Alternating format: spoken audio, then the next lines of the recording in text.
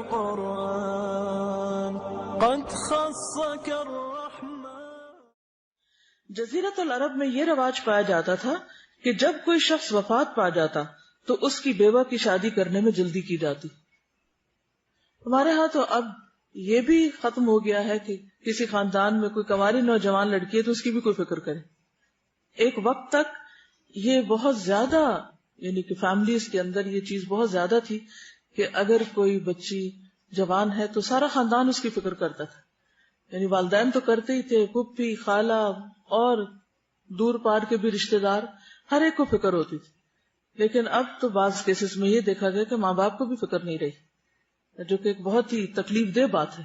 کیونکہ بعض بچیاں اس بات کی شکایت بھی کرتی ہیں کہ ان کے پیرنٹس ان کے شادی کی فکر نہیں کرتے، یا کرتے بھی ہوں گے تو ان پہ ظاہر نہیں کرتے، یا پھر رشتے آتے ہیں تو قبول نہیں کرتے، کیا سوچ کر کہ یہ ان کے معیار کے مطابق نہیں.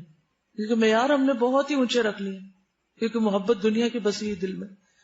چھوٹی موٹی بھی کسی انسان کے اندر کمی بیشی ہو تو پھر وہ قابل قبول نہیں رہتا. اور اس طرح نکاح کو مشکل سے مشکل بنا دیا گیا، جبکہ اس کے برعکس زنا جو ہے یا حرام کام یا غلط طریقے جو ہیں ان کو انکریج کیا گیا ہر طرح سے، جبکہ یہ اسلام کی روح کے بالکل خلاف ہے.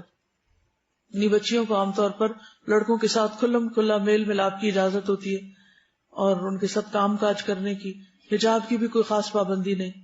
تو حرام کاموں کے لیے راستے کھلے ہیں، لیکن نکاح کے راستے بند ہیں. یعنی ایک بچی اگر گھر سے جاتی ہے تو ماں باپ عام طور پہ فکر نہیں کرتے کہ کہاں جا رہی ہے، کس کے ساتھ جا رہی ہے. اور اگر اس کی کسی کے ساتھ دوستی ہو جاتی ہے اور وہ لڑکا پروپوز کر دے تو پھر سارے گھر کی شامت آ جاتی ہے اور مارنے مرنے پہ تل جاتے ہیں، اور پھر لڑکی کو بلیم کرنے لگتے ہیں اور اس کو برا بھلا کہنے لگتے ہیں.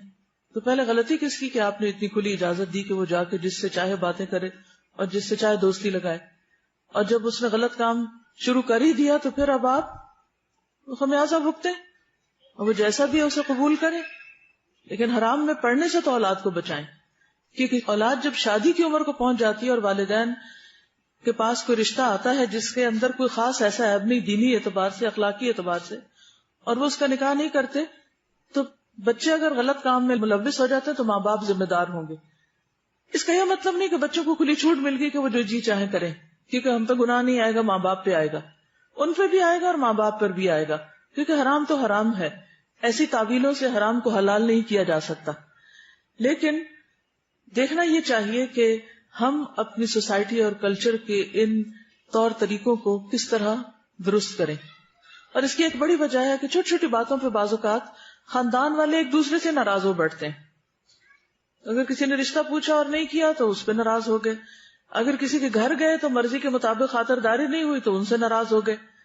تو آپ دیکھیے کہ جب رشتہ داریاں ہی کاٹ لی جائیں تو پھر کون آپ کی کیئر کرے گا؟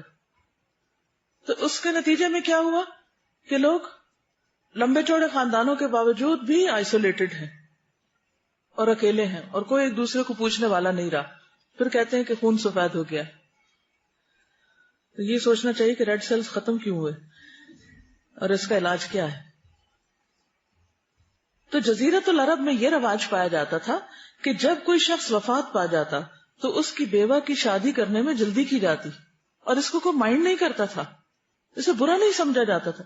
ہمارے ہاں ہندوانہ کلچر کے اثر سے بیوہ کی شادی کو بہت ہی بری چیز سمجھا جاتا ہے.